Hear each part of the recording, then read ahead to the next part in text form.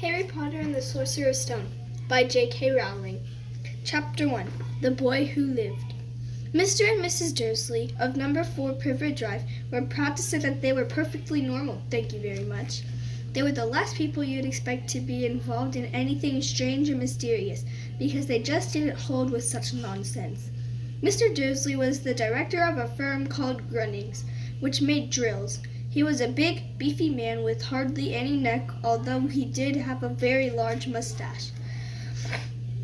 Mrs. Dursley was thin and blonde, and had nearly twice the usual amount of neck, which came in very useful as she spent so much of her time craning over garden fences, spying on the neighbors. The Dursleys had a small son called Dudley, and in their opinion, there was no finer boy anywhere. The Dursleys had everything they wanted, but they also had a secret, and their greatest fear was that somebody would discover it. They didn't think they could bear it if anyone found out about the Potters. Mrs. Potter was Mrs. Dursley's sister, but they hadn't met for several years. In fact, Mrs. Dursley pretended she didn't even have a sister, because her sister and her good-for-nothing husband were as un-Dursley-ish as it was possible to be. The Dursleys shuddered to think what the neighbors would say if the Potters arrived in the street. The Dursleys knew that the Potters had a small son too, but they had never seen him. This boy was another good reason for keeping the Potters away. They didn't want Dudley mixing with a child like that. When Mr. and Mrs. Dursley woke up on the dull, gray Tuesday, our story starts. There was nothing about the cloudy sky outside to suggest that strange and mysterious things would soon be happening all over the country. Mr. Dursley hummed as he picked out his most boring time for work, and Mrs. Dursley gossiped away happily as she wrestled a screaming Dudley into his high chair. None of them noticed a large tawny owl flutter past the window. At 8:30, Mr. Dursley picked up his briefcase, pecked Mrs. Dursley on the cheek, and tried to kiss Dudley goodbye, but missed, because Dudley was now having a tantrum and throwing his cereal at the walls. "Little tyke," chortled Mr. Dursley as he left the house. He got into his car and backed out of number 4's drive. It was on the corner of the street that he noticed the first sign of something peculiar, a cat reading a map. For a second, Mr. Dursley didn't realize what he had seen. Then he jerked his head around to look again. There was a tabby cat standing on the corner of Privet Drive, but there wasn't a map in sight. What could he have been thinking of? It must have been a trick of the light. Mr. Dursley blinked and stared at the cat. It stared back. As Mr. Dursley drove around the corner and up the road, he watched the cat in his mirror. It was now reading the sign that said Privet Drive. No, looking at the sign. Cats couldn't read maps or signs. Mr. Dursley gave himself a little shake and put the car out of his mind. And put the cat out of his mind. As he drove toward town, he thought of nothing except a large order of drills as he was hoping to get that day. But on the edge of town, drills were driven out of his mind by something else. As he sat in the usual morning traffic jam, he couldn't help noticing that there seemed to be a lot of strangely dressed people about, people in cloaks. Mr. Dursley couldn't bear people who dressed in funny clothes, the get-ups you saw on young people. He supposed this was some stupid new fashion. He drummed his fingers on the steering wheel, and his eyes fell on a huddle of these weirdos standing quite close by. They were whispering excitedly together. Mr. Dursley was enraged to see that a couple of them weren't young at all. Why, that man had to be older than he was, and was wearing an emerald green cloak. The nerve of him! But then it struck Mr. Dursley that it was probably some silly stunt. These people were obviously collecting for something. Yes, that would be it. The traffic moved on, and a few minutes later, Mr. Dursley arrived in the Grunnings parking lot, his mind back on drills. Mr. Dursley always sat with his back to the window in his office on the 9th floor. If he hadn't, he might have found it harder to concentrate on drills that morning. He didn't see the owls swooping past in broad daylight, though people down the street did. They pointed and gazed open-mouthed as owls after owls sped overhead. Most of them had never seen an owl, even at nighttime. Mr. Dursley, however, had a perfectly normal owl-free morning. He yelled at 5 different people. He made several important telephone calls and shouted a bit more. He was in a very good mood until lunchtime, when he thought he'd stretch his legs and walk across the road to buy himself a bun from the bakery. He'd forgotten all about the people in cloaks until he passed a group of them next to the baker's. He eyed them angrily as he passed. He didn't know why, but they made him uneasy. This bunch were whispering excitedly too, and he couldn't see a single collecting tin. It was on his way back past them, clutching a large donut in a bag, that he caught a few words of what they were saying. The Potters, that's right, that's what I heard. Yes, their son, Harry. Mr. Dursley stopped dead. Fear flooded him. He looked back at the whisperers as if he wanted to say something to them, but thought better of it. He dashed back across the road, hurried up to his office, snapped at his secretary not to disturb him, seized his telephone, and had almost finished dialing his home number when he changed his mind. He put the receiver back down and stroked his mustache, thinking, no, he was being stupid. Potter wasn't such an unusual name. He was sure there were lots of people called Potter who had a son called Harry. Come to think of it, he wasn't even sure his nephew was called Harry. He'd never even seen the boy. It might have been Harvey or Harold. There was no point in worrying Mrs. Dursley. She always got so upset at any mention of her sister. But he didn't blame her. If he'd had a sister like that, but all the same, those people in cloaks. He found it a lot harder to concentrate on drills that afternoon, and when he left the building at 5 o'clock, he was still so worried that he walked straight into someone just outside the door. Sorry, he grunted, as the tiny old man stumbled and almost fell.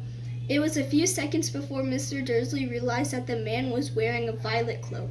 He didn't seem at all upset at being almost knocked to the ground. On the contrary, his face split into a wide smile, and he said in a squeaky voice that made passersby stare, "Don't be sorry, my dear sir, but nothing could ever have upset me today. Rejoice, for you know who has got at last. Even muggles like yourself should be celebrating this happy, happy day." And the old man hugged Mr. Dursley around the middle and walked off. Mr. Dursley stood rooted to the spot. He had been hugged by a complete stranger. He also thought he had been called a muggle, whatever that was. He was rattled. He hurried to his car and set off for home, hoping he was imagining things, which he had never hoped before, because he didn't approve of imagination. As he pulled into the driveway of number 4, the first thing he saw, and it didn't improve his mood, was the tabby cat he'd spotted that morning. It was now sitting on his garden wall. He was sure it was the same one. It had the same markings around its eyes. "Shoo!" said Mr. Dursley loudly. The cat didn't move. It just gave him a stern look. Was this normal cat behavior? Mr. Dursley wondered. Trying to pull himself together, he let himself into the house. He was still determined not to mention anything to his wife. Mrs. Dursley had a nice, normal day. She told him over dinner all about the Mrs. Next Door's problems with her daughter and how Dudley had learned a new word, won't. Mr. Dursley tried to act normally. When Dudley had been put to bed, he went into the living room in time to catch the last report of the evening news. And finally, bird watchers everywhere have reported that the nation's owls have been behaving very unusually today. Although owls normally hunt at night and are hardly ever seen in daylight, there have been hundreds of sightings of these birds flying in every direction since sunrise. Experts are unable to explain why the owls have suddenly changed their sleeping pattern. The newscaster allowed himself a grin. Most mysterious. And now, over to Jim McGuffin with the weather. Going to be any more showers of owls tonight, Jim? Well, Ted, said the weatherman, I don't know about that, but it's not only the owls that have been acting oddly today.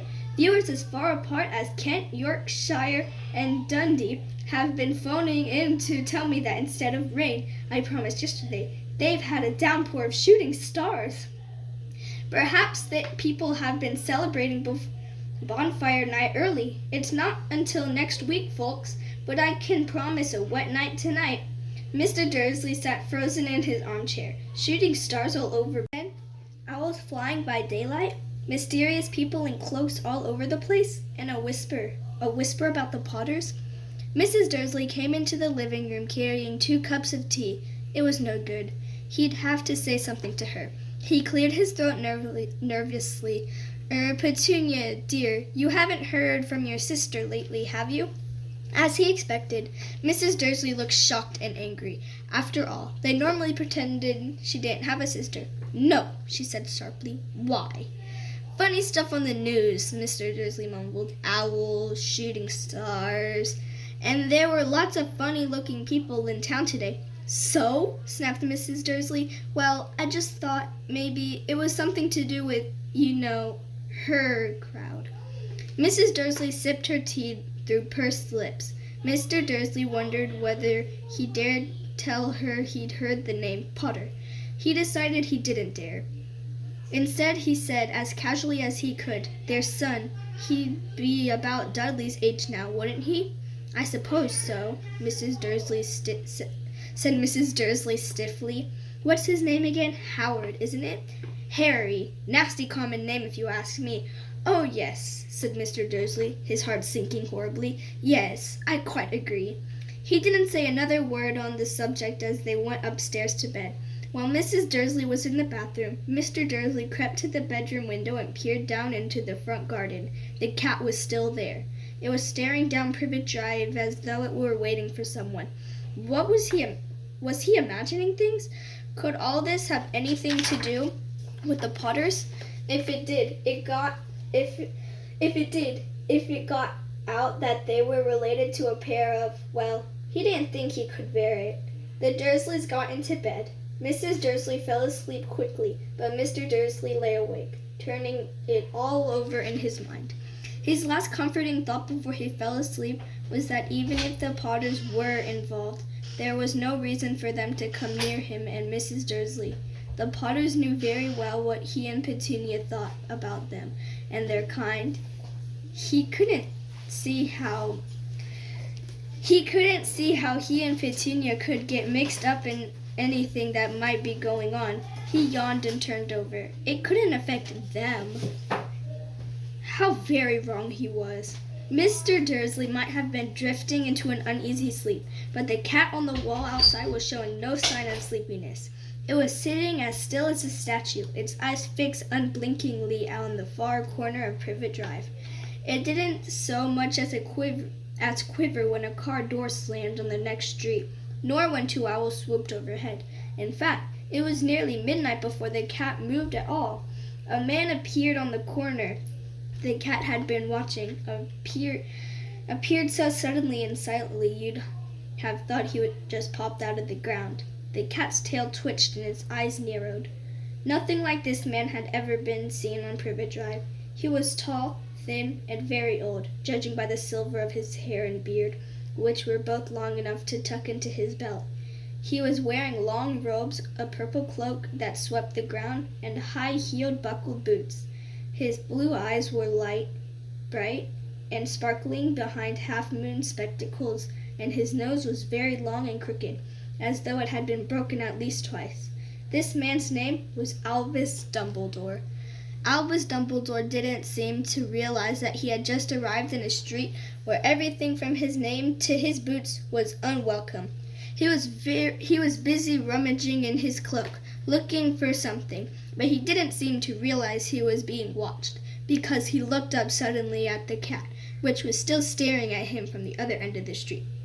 For some reason, the sight of the cat seemed to amuse him. He chuckled and muttered, "I should have known."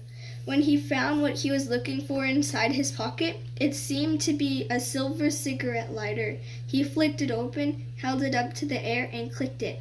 The nearest street lamp went out with a little pop. He clicked it again. The next lamp flickered into darkness. 12 times he clicked the put-outer until the only lights left on the whole street were 2 tiny pinpricks in the distance, which were the eyes of the cat watching him. If anyone looked out of their window now, even beady-eyed Mrs. Dursley, they wouldn't be able to see anything that was happening down on the pavement. Dumbledore slipped the powder back inside his cloak and set off down the street toward number 4, which he sat down on the wall next to the cat. He didn't look at it, but after a moment he spoke to it. "Fancy seeing you here, Professor McGonagall." He turned to smile at the bee, but it had gone. Instead, he was smiling at a rather severe-looking woman who was wearing square glasses exactly the shape of the markings the cat had around its eyes. She, too, was wearing a cloak, an emerald one. Her black hair was drawn into a tight bun. She looked distinctly ruffled. "How did you know it was me?" she asked. "My dear Professor, I've never seen a cat sit so stiffly." "You'd be stiff if you'd been sitting on a brick wall all day," said Professor McGonagall. "All day, when you could have been celebrating? I must have passed a dozen feasts and parties on my way here." Professor McGonagall sniffed angrily. "Oh, yes, everyone's celebrating all right," she said impatiently. "You'd think they'd be a bit more careful, but no. Even the Muggles have noticed something's going on. It was on their news." She jerked her head back at the Dursleys' dark living room window. "I heard it. Flocks of owls, shooting stars. Well, they're not completely stupid. They were bound to notice something. Shooting stars down in Kent? I'll bet that was Daedalus Diggle. He never had much sense." "You can't blame them," said Dumbledore gently. "We've had precious little to celebrate for 11 years.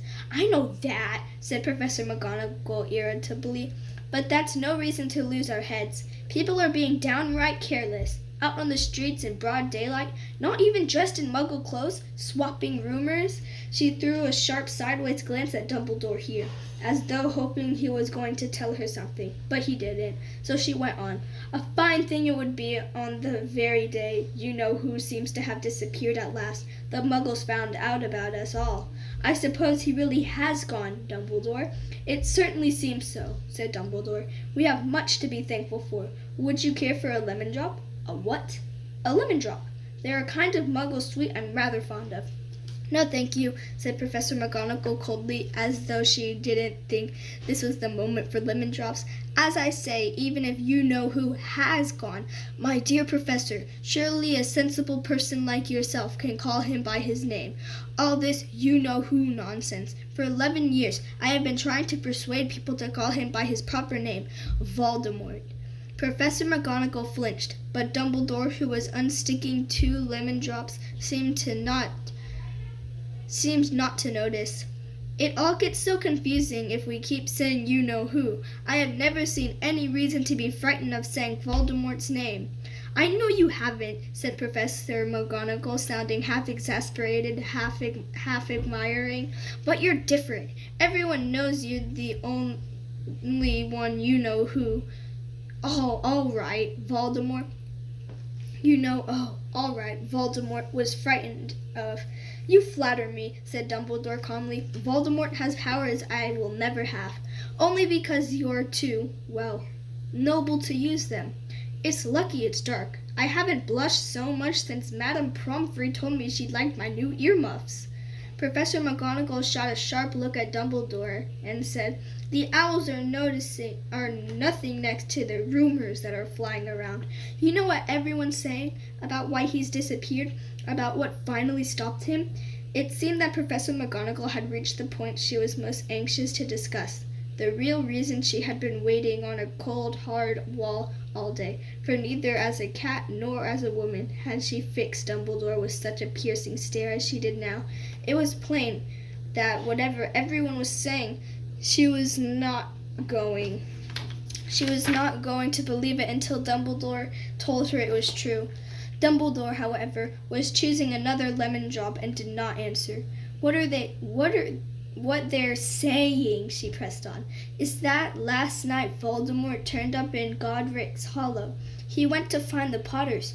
The rumor is that Lily and James Potter are that they're dead." Dumbledore bowed his head. Professor McGonagall gasped. "Lily and James. I can't believe it. I didn't want to believe it. Oh, Albus." Dumbledore reached out and patted her on the shoulder. I know, he said heavily. Professor McGonagall's voice trembled as she went on. "That's not all. They're saying he tried to kill the Potter's son, Harry. But he couldn't.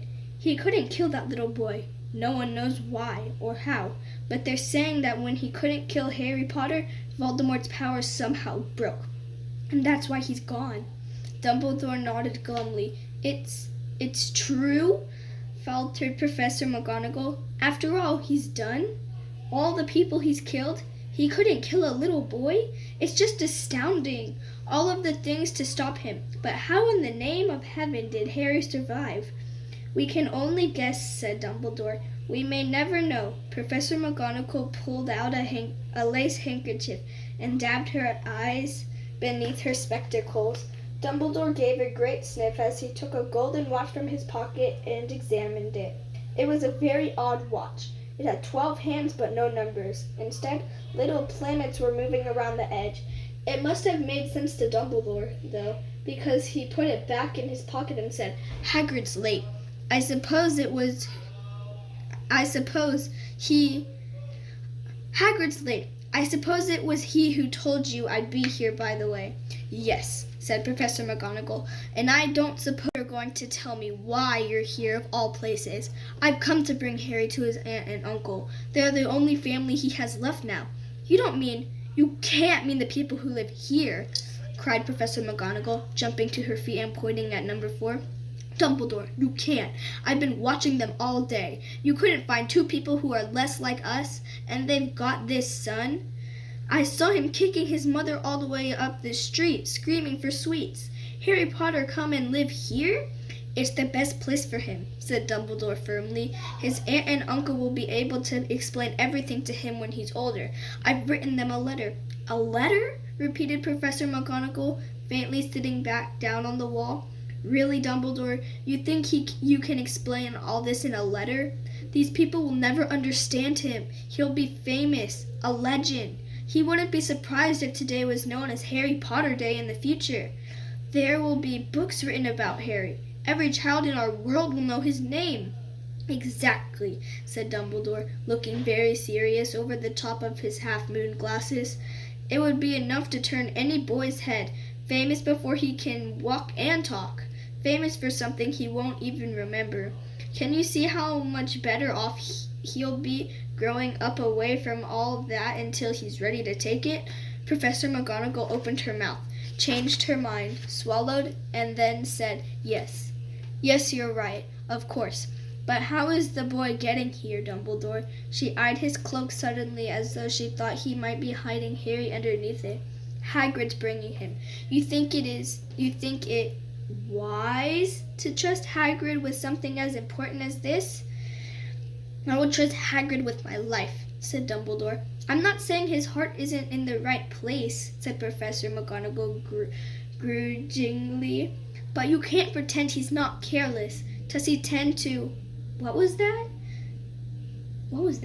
A low rumbling sound had broken the silence around them. It grew steadily louder as they looked up and down the street for some sign of a headlight. It swelled to a roar as they both looked up at the sky, and a huge motorcycle fell out of the air and landed on the road in front of them. If the motorcycle was huge, it was nothing to the man sitting astride it. He was almost twice as tall as a normal man, and at least 5 times as wide.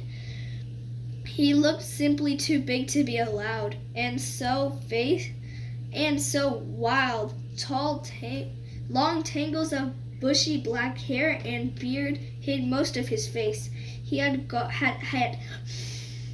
hands the size of trash can lids, and his feet in their leather boots were like baby dolphins. In his vast, muscular arms he was holding a bundle of blankets. Hagrid, said Dumbledore, sounding relieved. At last. And where did you get that motorcycle? Borrowed it, Professor Dumbledore, sir, said the giant, climbing carefully off the motorcycle as he spoke. Young Sirius Black lent it to me. I've got him, sir. No problems were there? No, sir. House was almost destroyed, but I got him out all right before the muggles started swarming around. He fell asleep as we was flying over Bristol. Dumbledore and Professor McGonagall bent forward over the bundle of blankets. Inside, just visible, was a baby boy. fast asleep. Under a tuft of jet black hair over his forehead, they could see a curious-shaped cut, like a bolt of lightning. "Is that where?" whispered Professor McGonagall. "Yes," said Dumbledore. "You'll have that scar forever." "Couldn't you do something about it, Dumbledore?" "Even if I could, I wouldn't. Scars can come in handy. I have one myself above my left knee that is a perfect map of the London Underground." "Well, give him here, Hagrid. We'd better get this over with." Dumbledore took Harry in his arms and turned toward the Dursleys' house. Could I say goodbye to him, sir?" asked Hagrid. He bent his great shaggy head over Harry and gave him that must have been a very scratchy, whisky kiss. Then suddenly Hagrid let out a howl like a wounded dog. "Shh!" hissed Professor McGonagall. "You'll wake the Muggles." "Sorry," sobbed Hagrid, taking out a large spotted handkerchief and burying his face in it. "But I can't stand it. Lily and James dead, and poor little Harry off to live with Muggles."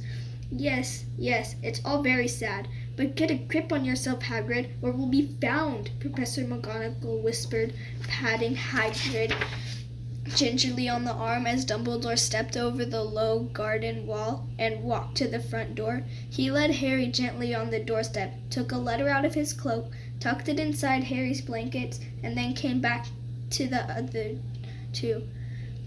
two. For a full minute, the three of them stood and looked at the little bundle. Hagrid's shoulders shook. Professor McGonagall blinked furiously, and the twinkling light that usually shone from Dumbledore's eyes seemed to have gone out. "Well," said Dumbledore finally, "that's that. We've no business staying here. We may as well go and join the celebrations." "Yeah," said Hagrid in a very muffled voice. "I'll be taking Sirius's bike back. Good night, Professor McGonagall. Professor Dumbledore, sir." Wiping his streaming eyes on his jacket sleeve, Hagrid swung himself onto the motorcycle and kicked the engine into life. With a roar, it rose into the air and off into the night. "I shall see you soon, I expect, Professor McGonagall," said Dumbledore, nodding to her. Professor McGonagall blew her nose in reply. Dumbledore turned and walked back down the street. On the corner, he stopped and took out the silver put-outer. He clicked it once, and 12 balls of light sped back to their street lamps, so that Privet Drive glowed suddenly orange, and he could make out a tabby cat slinking around the corner at the other end of the street. He could just see the bundle of blankets on the step of number 4. "Good luck, Harry," he murmured. He turned on his heel and with a swish of his cloak, he was gone. A breeze ruffled the neat hedges of Privet Drive, which lay silent and tidy under the inky sky, the very last place you would expect astonishing things to happen. Harry Potter rolled over inside his blankets without waking up. One small hand closed on the letter beside him, and he slept on, not knowing he was special, not knowing he was famous, not knowing he would be woken in a few hours' time by Mrs. Dursley's scream as she opened the front door to put out the milk bottles, nor that he would spend the next few weeks being prodded and pinched by his cousin Dudley. He couldn't know that at this very moment people meeting in secret all over the country were holding up their glasses and saying in hushed voices, "To Harry Potter, the boy who lived."